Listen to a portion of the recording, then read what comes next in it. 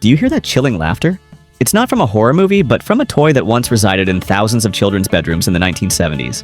Today, we're going to explore the weirdest toys ever created. From dolls that haunted children to toxic playsets advertised as great features. By the end of this video, you'll understand why some of these toys are now worth thousands of dollars, while others remain hidden away forever. Hugo Man of 1,000 Faces. Let's begin our journey of discovery with a toy that at first glance made many people frown. Hugo Man of 1,000 Faces. Released by Kenner Toys, this was not a normal doll you'd find on a toy shelf. Essentially, Hugo was a crash course in the art of disguise for children. You'd receive a bald, smooth plastic head, accompanied by all sorts of accessories. Wigs, fake scars, pliable clay, and even fake beards. Kenner's original idea was for children to unleash their creativity, transforming Hugo into anyone they wanted, from a funny character to a sophisticated gentleman. However, this is where things took a strange and unexpected turn. Instead of creating whimsical or adorable characters, thousands of children astonishingly converged on transforming Hugo into the most terrifying faces possible. They would spend hours meticulously molding grotesque scars, attaching crooked mustaches, and giving Hugo an unchanging, soulless gaze. They created horrifying figures as if they had stepped right out of children's worst nightmares. Some parents even reported finding their children's Hugo dolls hidden in closets, not because they were afraid of Hugo, but because the children themselves had scared themselves with their own chilling creations. Baby Laugh-A-Lot. If Hugo was creepy enough, then brace yourself for Baby Laugh-A-Lot, perhaps the most inappropriately named toy in history. A toy whose mere presence could shroud an entire house in a spooky atmosphere. Renko must have thought they were creating an adorable laughing doll, bringing joy to every home. But what they actually created was pure, unadulterated horror fuel. When the batteries were fresh, the doll's laughter was already quite unsettling and unnatural, carrying an uneasy undertone. It didn't sound like innocent child's laughter, but rather something forced, even malicious. But that wasn't the worst part. The real horror story began when those batteries started to run low. The laughter would slow down, become deeper, raspy, and echo throughout the house at 3 a.m., like a ghost seeking attention. Imagine yourself in a deep sleep, and suddenly from a dark corner of the room, a ghostly, distorted laugh begins to reverberate, each syllable drawn out like a curse. Many children lived in extreme fear, believing that Baby Laugh-A-Lot had a soul of its own, a wicked disposition. It transformed a doll that was supposed to bring comfort into a haunting object, a source of endless nightmares. Growing Up Skipper. Barbie's sister, one of the most controversial doll versions of all time. Skipper, introduced in 1964, was Barbie's first family member. Mattel's response to criticisms that Barbie looked too mature. Instead of giving Barbie a child, Mattel cleverly created a younger sister for Barbie to look after. But in 1975, Mattel launched the Growing Up Skipper version. And this is when things got peculiar. With Growing Up Skipper, you could transform her from a little girl to a teenager simply by rotating her arm. As the arm was rotated, her breasts would develop, her height would increase, and other bodily changes would occur. This led to a wave of parents rushing to return them to stores, feeling shocked and uncomfortable with the idea of a doll undergoing puberty right before their children's eyes. Even stranger was how Mattel marketed this toy. Now she's growing up just like you. Cheerful advertisements conveyed this message, as if watching a doll go through puberty in a few seconds was completely normal. The click of this mechanism still haunts those who owned it to this day. And if you rotated the arm the other way, she would instantly return to childhood, a feature many wished real puberty had a reverse button for. Jolly Chimp. And if Baby Laugh-A-Lot wasn't enough to haunt your dreams, then Jolly Chimp is the perfect accomplice. Hearing the name Jolly Chimp, you might think of a happy, mischievous monkey. But believe me, there's nothing happy or jolly about this toy. With its vacant, empty eyes and clanking mechanical movements, it looks like something straight out of a horror movie. In fact, Jolly Chimp actually became the inspiration for several horror films later on. Its glowing red eyes, wide-open mouth with metal teeth, and incessant clashing cymbals created a terrifying spectacle. Many children swore that their Jolly Chimp would spontaneously start playing in the middle of the night, the metal cymbals echoing in the silent darkness, even though no one touched it. Some adults today are still haunted by the image and sound of Jolly Chimp, viewing it as a symbol of gratuitous creepiness in children's toys. It is the embodiment of bizarre design, transforming a simple toy into an object capable of causing lasting fear, a fear that many still feel whenever they see an image of this cymbal-banging monkey. Lazy Daisy Doll. And here is the Lazy Daisy Doll, released by Ideal in 1971 for about $5.99. Believe it or not, that was a pretty significant investment for a doll that essentially suffered from narcolepsy. This particular toy had a very unique feature. The moment you laid her down anywhere, she would immediately fall into a deep sleep. What's even stranger is that this feature didn't require batteries, which makes it even more unsettling when you think about it. Parents reported finding these dolls face down in the most random places in the house, from under the sofa to the middle of the hallway, startling quite a few family members. Today, toy collectors actively seek out these narcoleptic dolls, with models in good condition selling for hundreds of dollars. Perhaps there's something charming about a doll that perfectly captures the feeling we all experience on every Monday morning, or simply an inexplicable oddity that collectors cherish. Did you ever own one of these spooky dolls? Share your memories in the comments. Elastic Bubble Plastic. If the previous toys primarily caused mental fear, then Elastic Bubble Plastic posed a different, much more insidious threat. This was a special type of plastic from a tube. You'd squeeze out a small amount and use a straw to blow it into a bubble. Sounds fun, right? But here's where it gets strange and dangerous. Every bubble children blew came with a complimentary dose of toxic fumes. The chemical smell was so strong it could clear a room, making you cough uncontrollably. But back then, this was considered part of the fun. Parents even thought that the stronger the smell, the better the bubble, believing it was a sign of quality. It turned out that it wasn't magical smoke as they thought, but harmful chemicals that children were directly inhaling into their lungs. Milky the Marvelous Milking Cow. The idea behind Milky. The Marvelous Milking Cow was supposedly clever but lacked the necessary practicality and hygiene. This was a plastic cow with rubber udders, and children were supposed to pour water into those udders and then milk it. The marketing team for this toy called it an educational experience, helping children understand the origin of milk and the milking process. However, many parents called it dubious and unsanitary. The real problem wasn't just the act of milking a plastic cow itself. The main issue was that water would sit in those rubber udders for days, creating an ideal damp environment for bacteria to grow. One mother called it a science experiment that no one asked for, a sticky, smelly mess. Not to mention the cleanup process after each play session, a chore no parent desired. Shogun Warriors. Moving away from strange dolls, let's turn to a toy that was both dangerous and incredibly cool in a 70s kind of way. Shogun Warriors. These were giant robots, almost 60 centimeters tall, and came with an impressive arsenal of spring-loaded weapons.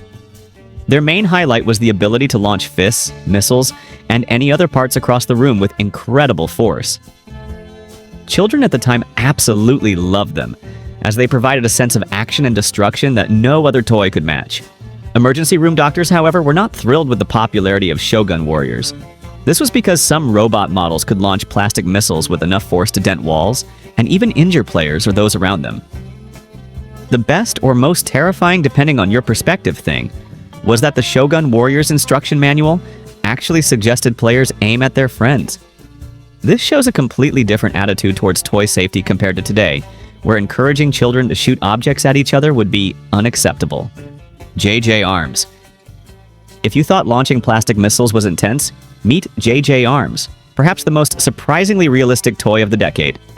This action figure was based on a real-life private detective who lost both his arms in an accident and replaced them with prosthetics. The toy version, an action figure for children, came with interchangeable hook hands. And even more astonishingly, it also had a knife hand.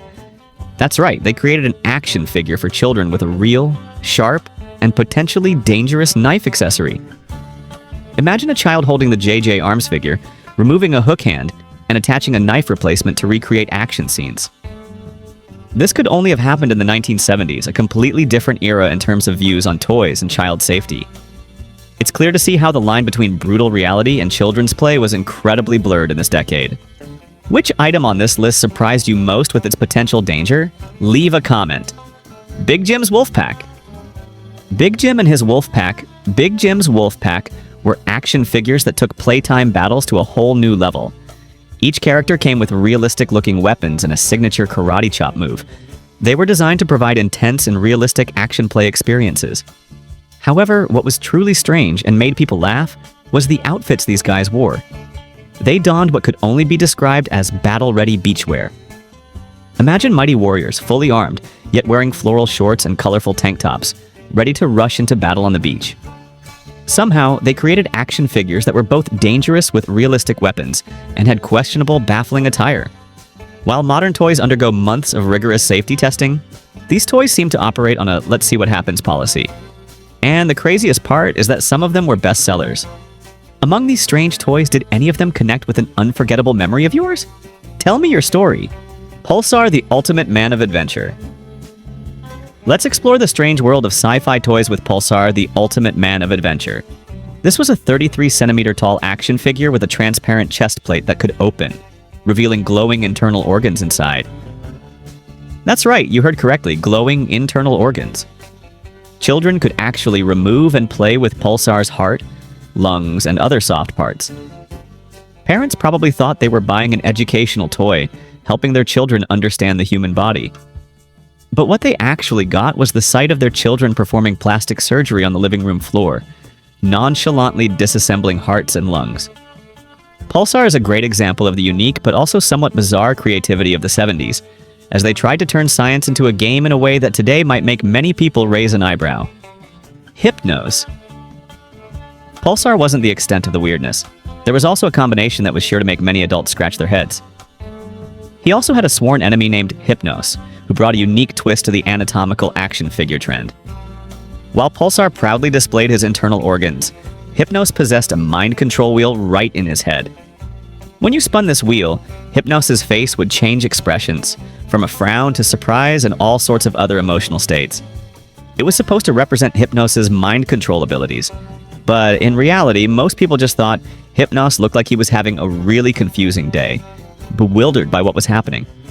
Together with Pulsar, they formed the strangest hero-villain dynamic in toy history. One guy showing off his guts, while his enemy had an emotional ring in his brain. Jaws board game. Just when you thought it was safe to go back to the toy store, the Jaws board game swam onto the shelves. Imagine the familiar game of Operation, but instead of maneuvering funny bones and rubber bands, you're trying to fish dubious items out of the mouth of a giant shark. This game came with a plastic shark whose jaws would snap shut randomly, often just as you were fumbling with gooey plastic fish parts. Advertisements claimed this game was fun for the whole family, although most families probably didn't expect their game night to include minor finger injuries and startled screams. It offered a dramatic thrill, but also no less potential danger, turning an evening of entertainment into an unexpected adventure and possibly some painful bites. Ventriloquist dolls. Ventriloquist dolls, dolls that many parents bought for their children thinking they were educational, but children at the time knew much better. These weren't normal cloth dolls. They were specially made with movable mouths, and the creepiest part was their empty eyes that seemed to follow you across the room. While parents hoped they would help children develop storytelling or performance skills, the reality was quite different. Children often felt uneasy playing with these dolls, with the feeling that they had a life of their own, a will of their own. There's a good reason why so many of these dolls were found stuffed in attics years later, often facing the wall. It wasn't forgetfulness, but an attempt to escape their haunting gaze and strange presence. These ventriloquist dolls, with their unusually human-like appearance yet lack of soul, instilled an indescribable sense of creepiness, turning innocent games into terrifying experiences for young children. Among these strange toys, did any of them connect with an unforgettable memory of yours? Comment below. Star Team Toys. Star Team toys were released by Ideal in 1978. These action figures were an obvious, even blatant attempt to cash in on the phenomenal success of the Star Wars movie. The resemblance was so close that George Lucas noticed and was not happy at all. The subsequent lawsuit was even more entertaining than the toys themselves. Take, for example, the character Knight of Darkness, the main villain of this toy line. He looked less like a fearsome space villain and more like he'd just wandered off to a disco-themed costume party. Despite being sued by George Lucas, the court ruled in Ideal's favor, noting that Star actually stood for space travel and reconnaissance. Although they did get their own Marvel comic series, these toys are now just an amusing reminder of how the 70s interpreted space adventure. Collectors particularly value the Knight of Darkness character, primarily for his unintentional comedic value. Pogo sticks. The pogo stick was once considered the fairest weapon in the neighborhood. You didn't need to be the fastest runner or the best athlete. Just mastering this toy, any child could become the star of the block. For many, the moment of tearing open Christmas wrapping paper and seeing the glistening red and silver pogo stick was the gateway to a world of adventure and seemingly endless possibilities. Long afternoons were spent jumping up, bouncing down, searching for the perfect balance. The bowing sound of the spring reverberating, the clack of the foot pegs on the pavement, and the feeling of the wind on your face as your body flew higher, further, all blended into a simple kind of magic. In a child's imagination, it could be an adventure as a kangaroo in the wilderness, or a transformation into a superhero who could leap over skyscrapers with a single bounce. Of course, mastering the pogo stick was not easy. Falls, scraped knees, and challenged pride were almost inevitable, yet persistence always brought its worthy reward. When one's feet could propel them seamlessly down the street and back without a single stumble, that feeling was nothing short of conquering the world. This toy became a symbol of resilience, a never-give-up spirit, and the pure joy of childhood. Hasbro's Great Moves game. In 1978, Hasbro's Great Moves game was clearly designed to capitalize on the success of the Twister game, but added an artistic, twisted element that no one asked for. Players would attach a marker to different body parts, such as their hands, feet, or even their head, and try to draw while a partner wore a small whiteboard on their body. The results were often more abstract than expected, and depending on where the marker ended up, some drawings could make even Jackson Pollock blush with embarrassment. The toy's short market lifespan was likely related to parents' reluctance to combine permanent markers with their children's uncontrolled body movements. Can you imagine permanent ink stains on walls, floors, or worse, on the children's own clothes? It was a fun idea, but lacked practicality and applicability in a home environment. Creepy crawlers. Ah, Mattel's creepy crawlers, the stuff of many children's childhood dreams. I vividly remember the feeling of tearing open that gift box on Christmas morning, the smell of new plastic filling the air. The shiny metal molds held so many possibilities, just waiting to create hideous yet awesome bugs. Children spent hours hunched over the machine, mouths agape, watching the viscous liquid transform into spindly legs and plump bodies. The sizzling and cracking sounds as they baked were like a symphony of mad science in my ears. Sure, they accidentally burned themselves a few times with the hot Creepy Crawlers logo, but that was a small price to pay for endless fun. Their room became a neon menagerie of creatures crawling everywhere until my mom discovered them and made me put them in the garage. Still, those gooey, sticky creations will always hold a special, slightly sticky place in my heart. It was the magic of creating unique things with your own hands, even if they were a little creepy. Sunshine Family Dolls. Sunshine Family Dolls were Mattel's answer to parents concerned about Barbie's glamorous, materialistic lifestyle. Steve, Steffi, and Baby Sweets were the anti-Barbie trio, a completely different kind of family. They had their own craft shop and a much more modest wardrobe than the opulent Barbie. These ethically conscious dolls wore simple clothes, made their own furniture, and probably would have pursued organic farming if it had been a trend in the 70s.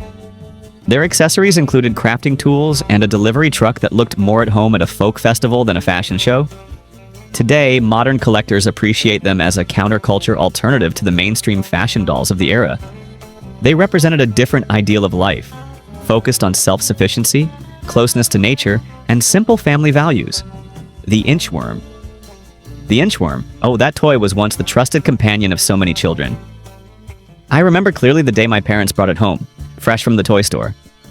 It was love at first sight. Kids surely sat for hours, fascinated, watching it coil itself up and move inch by inch, clanking with each movement. Its bright colors and friendly face made it seem alive, with a soul. The neighborhood kids took it everywhere, to the park, to school, even tried to sneak it into church once, which parents were not thrilled about. It became part of so many adventures. Some children even remember making it a tiny superhero cape at some point. Looking back, it's amazing how something so simple could spark such endless joy and imagination. If you ever owned one, you've probably wondered what happened to your old friend. Perhaps it's still out there somewhere, bringing smiles to another child. Disturbing homeless doll. Looking back, it's hard to believe something like the disturbing homeless doll was ever on toy shelves. Still with the scary dolls, and this was a product from Hasbro, what they called the disturbing homeless doll. Even if you never actually owned one, you distinctly remember seeing the commercials as a kid and feeling both fascinated and terrified at the same time. There was something about its appearance, with ragged clothes and empty eyes, that made many feel profoundly uneasy. Who thought that creating a toy from the most vulnerable people in society was a good idea? Some might think they were perhaps trying to teach children empathy and compassion, but they really missed the mark entirely. It felt more like mockery than a learning tool. Many were scared of and avoided that doll. They felt it seemed to always watch them from the corner of the room and judge with those empty eyes. Many recount that their heart pounded every time they saw an image of this toy. Ronald McDonald Doll. On a slightly less scary note, let's turn to the Ronald McDonald Doll. Clowns are supposed to be fun and friendly, but there was always something a bit off about old Ronald. Maybe it was his perpetual smile, the way his eyes seemed to follow you around the room. Or perhaps just the fact that he represented a giant fast food corporation determined to sell hamburgers to children. Either way, we had a love-hate relationship with the Ronald McDonald Doll. You might remember your grandmother having one and keeping it in the living room, where we often slept when visiting. She thought it was cute, a little Americana to greet you. But for us, it was the source of endless nightmares. If you suddenly woke up in the middle of the night and saw that doll sitting at the end of the bed, smiling at you in the moonlight, how many times were you startled? Kids would pull the covers over their heads and try to convince themselves it was just their imagination, but deep down, everyone knew the truth. Ronald was watching. Always watching. Despite those childhood fears, we have to admit that the Ronald McDonald Doll still holds a certain charm. It was a simpler time when a trip to McDonald's was the ultimate treat, and the thought of a hamburger and fries could brighten your whole week. You might remember saving your allowance to buy a Happy Meal just so you could get the latest McDonald's toy. And if that toy happened to be a miniature Ronald, you could overlook your discomfort for the sake of the collection. Vertibird? Verte Bird. That was a toy that truly captured the imagination of all children when they were young. It was both a helicopter and a car. What could be better than that? Who remembers seeing the commercial for the first time and just being awestruck? The way it took off from the ground, rotors spinning, then seamlessly transitioned to driving mode. It was like something out of a spy movie. Kids begged their parents for one, constantly dropping not-so-subtle hints at every opportunity. And on a special day like a birthday, they would finally own that bright green and yellow box, just waiting to be torn open. The smell of new plastic, its weight in your hand, felt like heaven. We even spent hours driving that car around the house, making engine noises and pretending we were on top-secret missions. Vertibird could conquer any terrain. Hardwood floors, carpets, even the treacherous landscape of my mom's garden, much to her displeasure. It was a reliable companion, ready for any adventure a young child's mind could dream of. Of course, like most toys of that era, the Vertibird wasn't built to last. After a few months of intense play, the stickers started peeling, the propellers warped, and the battery compartment wouldn't close. But even in its damaged state, many still loved it intensely. Suckerman. Suckerman. Oh, where to begin with this toy? If you grew up in the 70s, chances are you had at least one of these weird, stretchy creatures in your toy box. They came in all sorts of vibrant colors. Neon green, fluorescent yellow, electric blue, and had strange suction cup hands and feet that could stick to almost anything. The commercials made Suckerman look like the coolest thing ever. You could throw it at the wall and watch it slowly crawl down or stretch it to incredible lengths and then let it snap back. It was marketed as a wacky, wild toy that would provide hours of entertainment. Try to remember playing Suckerman Slap with friends, seeing who could get their Suckerman to stick to the weirdest places. The TV screen, the dog's back, your sibling's forehead. We'd have competitions to see who could stretch their Suckerman the longest without breaking it, or who could make the loudest pop sound when throwing it against the wall. It was a simple toy, but it brought pure joy and laughter. A symbol of the innocence and weirdness of 70s toys. Skinny Bones family. Speaking of things found in attics, the Skinny Bones family would probably take the crown for weirdness. Imagine someone looked at a simple stick figure drawing and thought, "That's it, let's turn this into a toy line." That's exactly what happened. These were bone-thin dolls with unsettling clacking joints every time they moved. They were advertised as a fun toy family, bringing laughter and joy. In reality, however, they looked more like something you'd find in a miniature haunted house, rather than children's playmates. With their gaunt, lifeless bodies and eerie clacking sounds, they created a sense of unease rather than fun. This toy is a prime example of how creative boundaries in the 70s sometimes went inexplicably astray, producing products that even adults today have to wonder. What were they thinking? Toy cigarettes and pipes. And finally, let's talk about toy cigarettes and pipes. Goodness, can you imagine giving a toy like that to a child today? It sounds so wild, so taboo. But back in the 70s, it was just another part of playing grown up. You might remember having a little pack of candy cigarettes. You'd pull one out during recess, pretend to smoke it, and blow out imaginary smoke. Back then, we thought we were the coolest ever.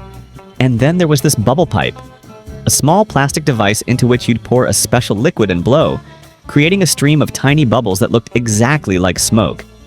It felt so sophisticated to puff on that thing, as if you were a tiny gentleman in a fancy club. Of course, looking back, the whole concept of toy cigarettes and pipes seems quite bizarre. Essentially, we were being encouraged to mimic a habit that we now know is incredibly harmful.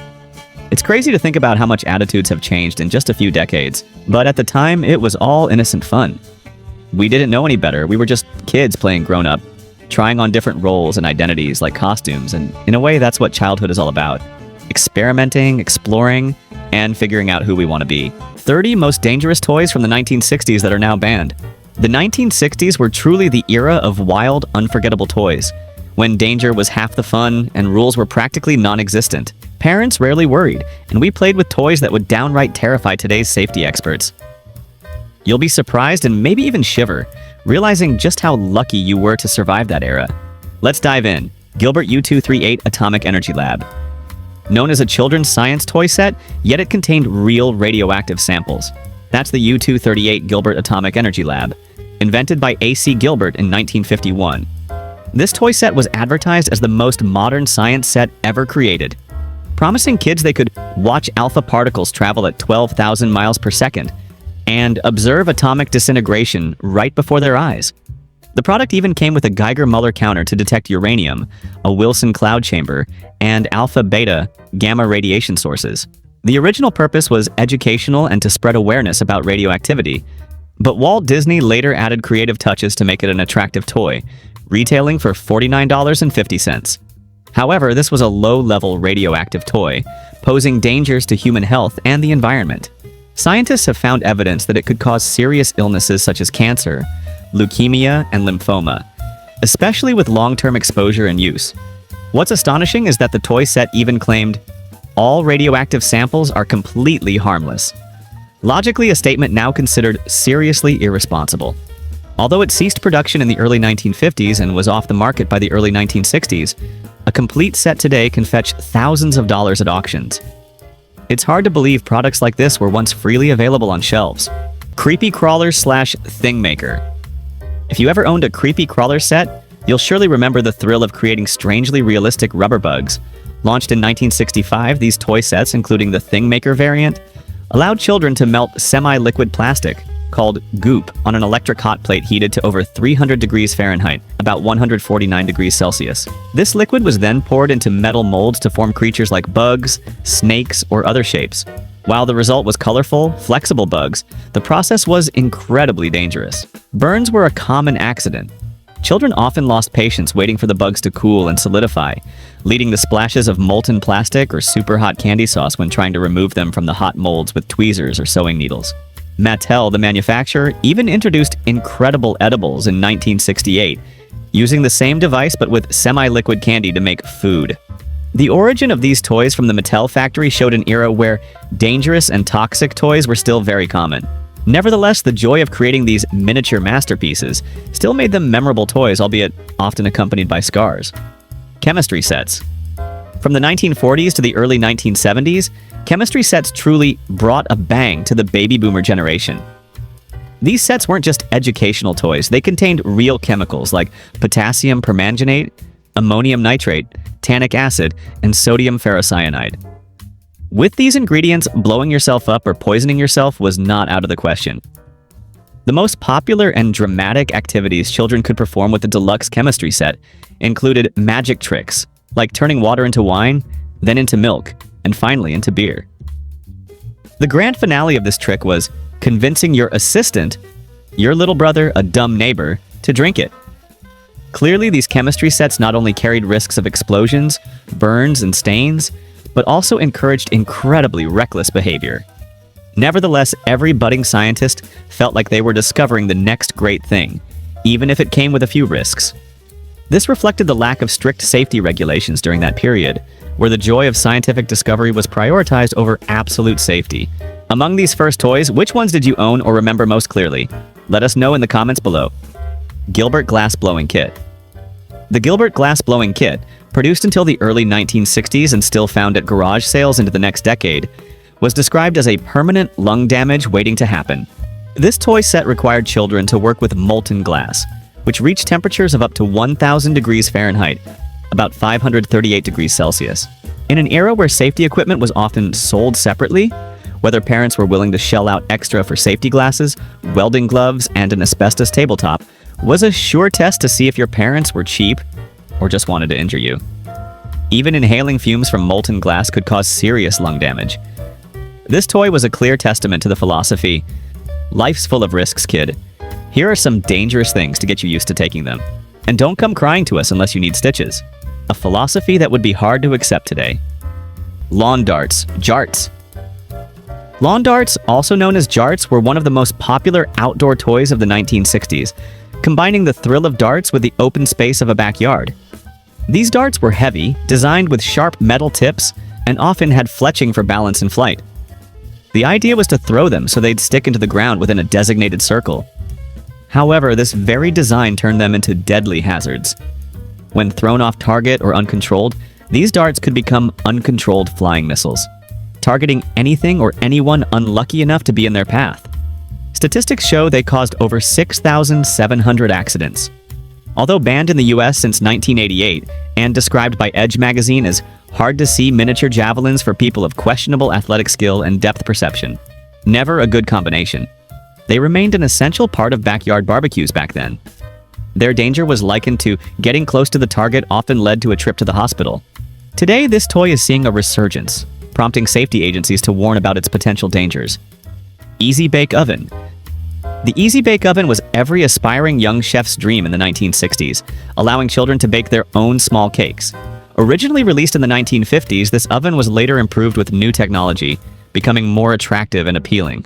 What was special was that it operated solely with a standard light bulb to cook food. Children would tear open cake mix packets, mix them, pour them into a small pan, place it in the oven, and then wait to see the light bulb work its magic. Despite offering creative fun, this oven posed many hidden dangers. According to the U.S. Consumer Product Safety Commission, CPSC, the Easy Bake Oven caused incidents for 249 children who got their hands trapped inside, 77 cases of burns, and 16 cases of second and third degree burns. Shockingly, one 5-year-old girl suffered severe burns and had a finger amputated. The light bulb inside the oven was insanely hot, and many children were burned when touching the metal parts of the oven. Nevertheless, the joy of baking their own small cakes made this toy irresistible. This is a classic example of the innocence of toys from that era, where fun often came with unforeseen risks. Swing Wing.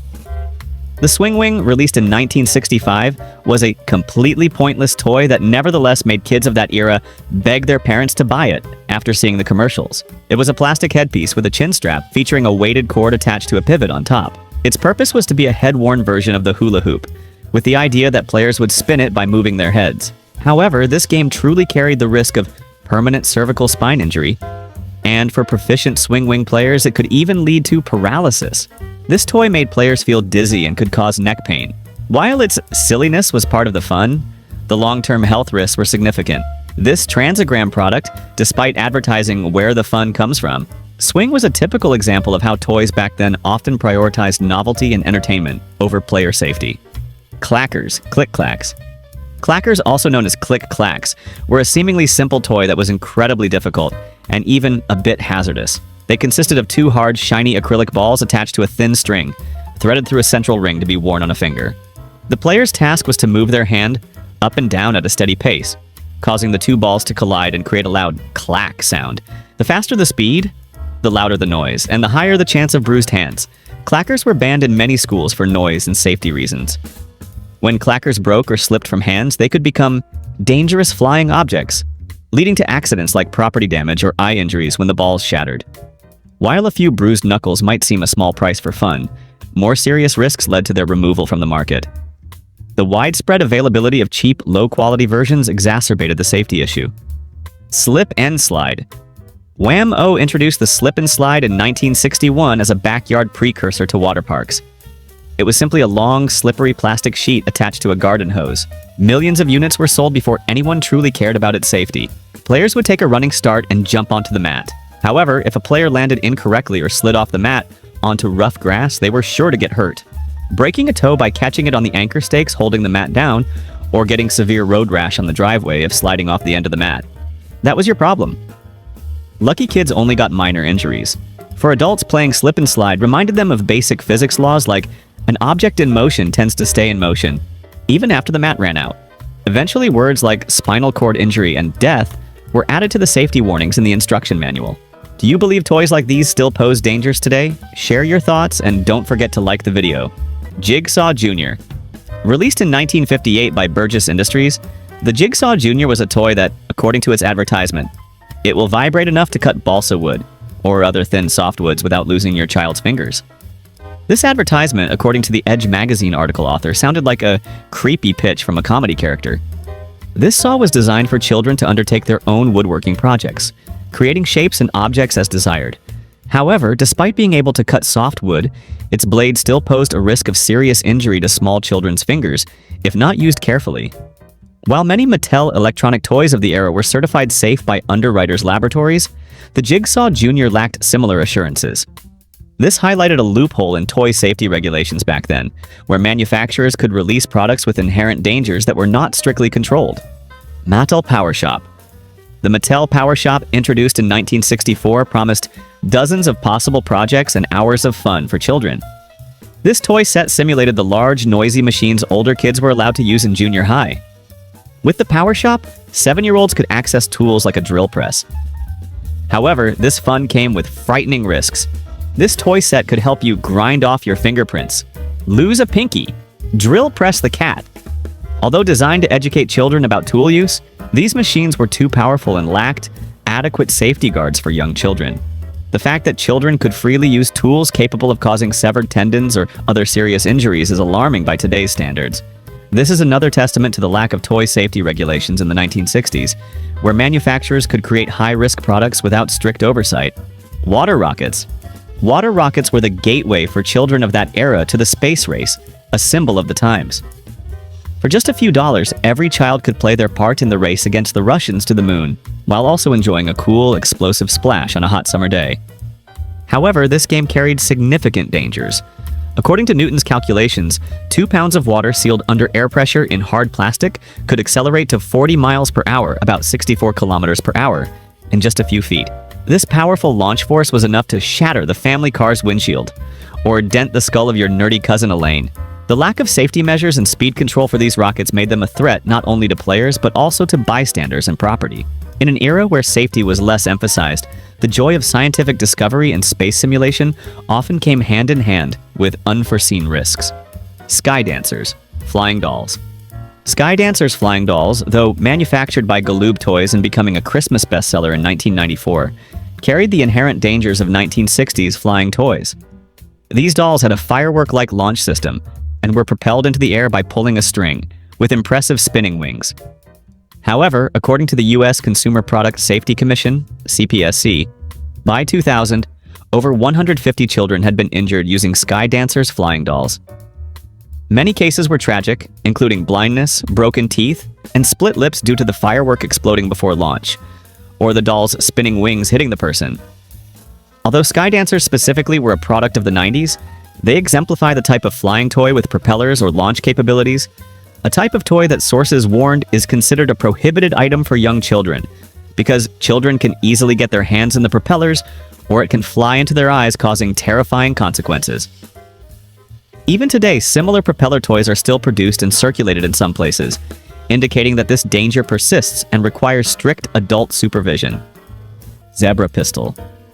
The Zebra Pistol was one of the popular toy guns in the 1960s, especially a projectile-firing type. This gun fired small rubber pellets. While seemingly more harmless than larger guns, these rubber pellets, when used by a skilled person, could ricochet off plate glass with uncanny accuracy, tailor-made for terrorizing East Side socialites and their tiny dogs while window shopping on Madison Avenue. This shows that even small projectiles could be used to cause harm or harassment. The lack of safety in design and the absence of regulations regarding range or projectile type made these toy guns a potential hidden danger. In an era where innocent child's play could transform into a magnificent destructive experience, The zebra pistol was a testament to how seemingly harmless toys could become dangerous in the hands of mischievous children.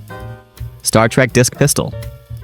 The Star Trek Disc Pistol was another toy gun from the projectile firing category, popular in the 1960s.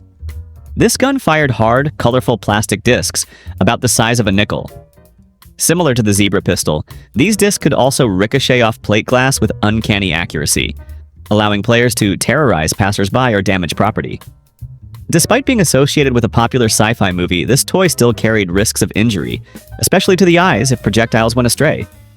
The ease with which children could turn play into harassment or vandalism, without control over range or projectile safety, was a serious problem. This type of gun, along with other projectile-firing toy guns, reflected the absence of strict toy safety regulations during that period, where the joy of action simulation often came with unforeseen risks. Which toy on this list surprised you the most with its danger? Don't forget to like the video if you found it interesting. Johnny 7 OMA Toy Gun. The Johnny 7 OMA was described as one of the big guns that turned innocent child's play into a magnificent destructive experience. This gun was large, simulated military weapons, and was designed to fire various projectiles or objects. It was characterized by multiple functions and parts, making it a complex and impressive toy. With its impressive long range, the Johnny 7 OMA was a dangerous toy. It could easily target and damage Hummel and Staffordshire figurines, proudly displayed Royal Doulton china, or really anything on the mantelpiece or étagère. The fact that this toy encouraged property destruction and posed a risk of serious injury to bystanders was a major concern. It was a clear testament to the lack of safety standards in toy design back then, where the allure of simulating war and military power was prioritized over the safety of players and their surroundings. Johnny Eagle Magumba Toy Gun. Similar to the Johnny 7 OMA, the large Johnny Eagle Magumba hunting rifle was also listed among the big guns that turned innocent child's play into a magnificent destructive experience. This toy simulated a large hunting rifle, capable of firing projectiles or objects with the aim of targeting targets indoors. With its impressive long range, it not only caused property damage but also posed a risk of serious injury, especially to the eyes if players or others nearby were hit by projectiles. In an era where kids couldn't wait to go to Vietnam but were too many years too small, guns like the Johnny Eagle Magumba were considered heavy artillery, reflecting a trend of simulating war without adequate consideration for safety consequences. Remco Marine Raider Bazooka. The Remco Marine Raider Bazooka was dubbed the ultimate heavy weapon for kids who couldn't wait to go to Vietnam but were too many years too small. This gun fired a 2-inch long hollow blue hard plastic USMC bazooka projectile with an initial velocity of at least 60 miles per hour, about 96 kilometers per hour. At close range, this projectile could cause serious consequences, such as damaged eyesight or baby teeth. The realistic simulation of military weapons and the ability to generate such powerful firing force was a major danger to children. In an era where action toys, especially for boys, often launched objects like rockets or grenades using springs or air water pressure, the Remco Marine Raider Bazooka pushed the boundaries of danger to a new level. The lack of strict safety regulations allowed these toys to be sold on the market, turning innocent child's play into a magnificent, destructive experience. Crazy Car. Launched in 1968, Marx's Crazy Car was a children's toy vehicle designed without much thought, with almost no control whatsoever. Children sat inside a round plastic frame and propelled themselves with 2 large wheels with handles. 2 swiveling caster wheels at the front and back ensured the craziness. The children pictured on the product packaging appeared blissfully unaware of their fate. Perhaps they lived in a hilltop neighborhood or at the end of a steep road.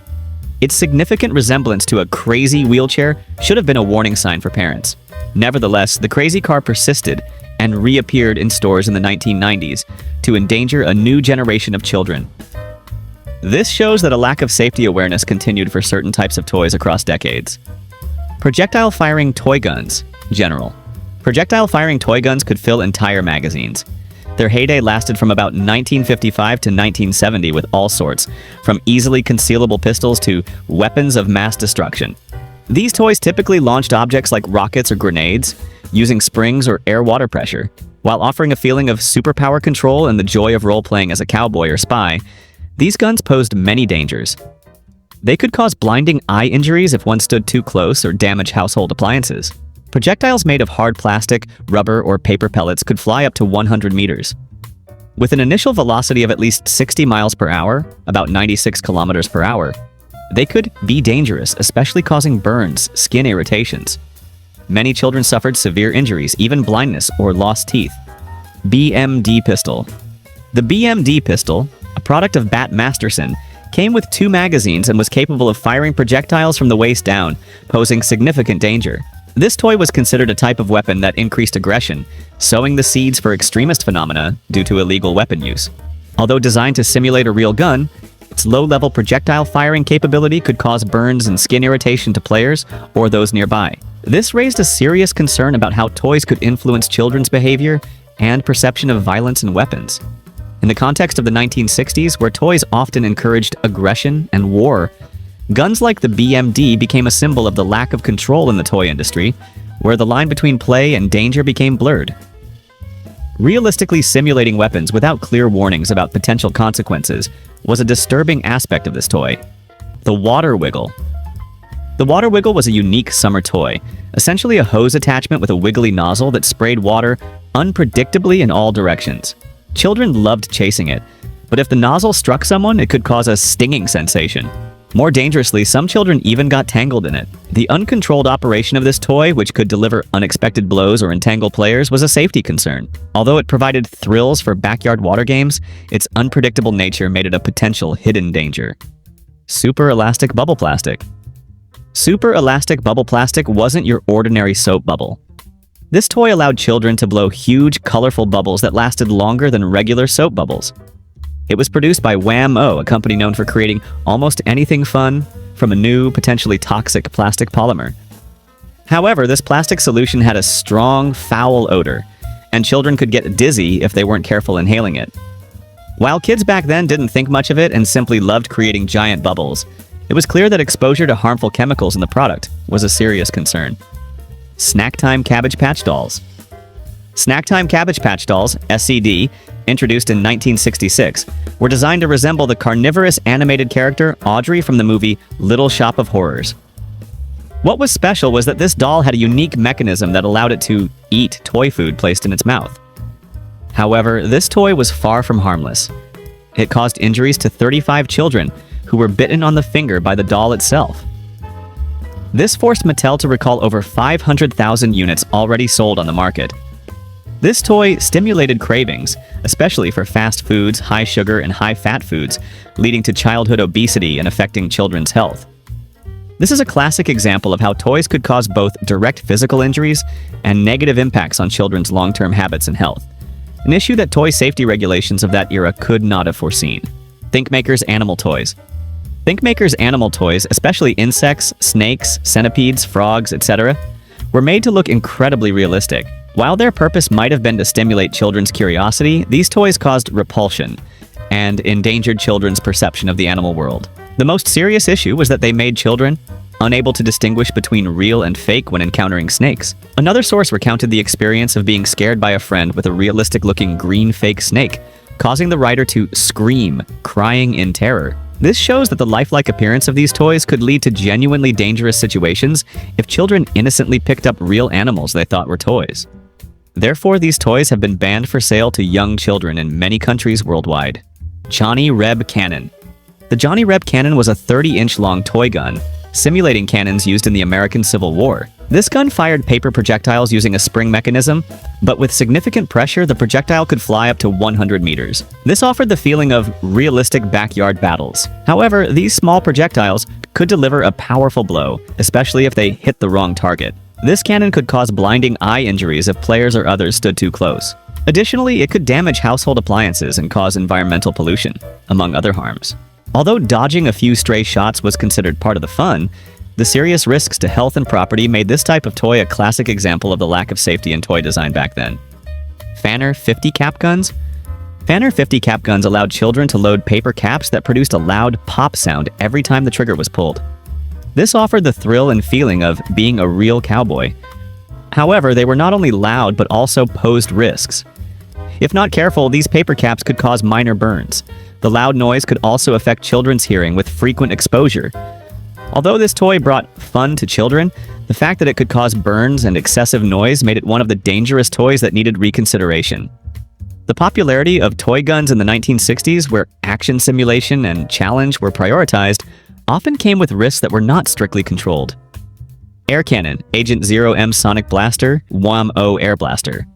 Air cannons like the Agent 0M Sonic Blaster and Wham-O Air Blaster, both introduced in the mid-1960s, were described as great fun. They were plastic guns that could fire powerful blasts of air strong enough to knock over cups, creating a feeling of magic or superpower. However, if aimed too close at someone's face, the air blast could cause a stinging sensation. Mischievous children quickly realized that almost anything, from ping pong balls to prune juice, could be loaded into either of these guns and fired effectively at an adult dinner party. Although the original purpose was to knock over cardboard targets, the fact that children could use them to fire other objects turned them into a potential hidden danger. The lack of safety regulations in design and use made these air cannons a classic example of dangerous toys from that era. If this video has brought you back to a childhood full of memories, share it with your friends to relive these unforgettable moments. Incredible Edibles. Incredible Edibles, launched in 1968, was a Mattel product that used the same equipment as Creepy Crawlers, but with semi-liquid candy called Gobble de Goop, available in 6 different colors and flavors. The idea was that children could create their own edible candies by melting and pouring them into molds. However, this experience came with frightening risks. Many children suffered very severe burns and blisters from these scar-inducing products for children. Impatience while waiting for the candy to solidify, along with attempts to remove them from hot molds with tweezers and sewing needles, led to children being splattered by molten plastic and super hot candy sauce. Although a visit to the emergency room was very educational, it was clear that this toy caused significant injuries. Bouncy animals and plastic toys containing phthalates. Bouncy animals shaped like reindeer, deer, or colorful puppies are surely familiar to families with young children. However, hidden within these seemingly harmless toys is a terrifying danger. They can cause children to suffer from reproductive organ atrophy, leading to infertility. Many complaints have been recorded about children experiencing skin allergies, tongue blisters, and even diarrhea due to contact with bouncy animals and then handling food. In Singapore, bouncy animals have been strictly banned. Analysis shows abnormally high concentrations of phthalate plasticizers in bouncy animals. Phthalates are substances capable of causing cancer, kidney damage, and disrupting the body's hormone system. This is particularly harmful to children, especially boys whose reproductive organs are not yet fully developed, potentially leading to male infertility, while girls face a risk of premature puberty. Although specific examples of bouncy animals might appear more frequently in later decades, the risk from new potentially toxic plastic polymers and chemicals in plastic toys has been a characteristic of the toy industry since the 1960s. Toys like rubber bath ducks also pose similar dangers as they contain phthalates, which are easily released when exposed to hot water or shampoo. Our journey exploring 30 dangerous toys from the 1960s has brought us back to an era where safety was not the top priority in toy design. From radioactive items to sharp tools, from toxic chemicals to serious physical injury risks. These toys are clear proof of the life's full of risks philosophy of that time. Today, thanks to stricter consumer protection laws, especially in the United States and Europe with regulations like CPSIA and the EU Toy Safety Directive, many of them have been banned or recalled. This has helped protect the health and safety of children worldwide. If you enjoyed this video, don't forget to hit the like button, share, and subscribe to the Back to Yesterday channel to revisit beautiful memories and strange things from the past together. Thank you so much for watching until the very end. See you in the next memory discovery journeys.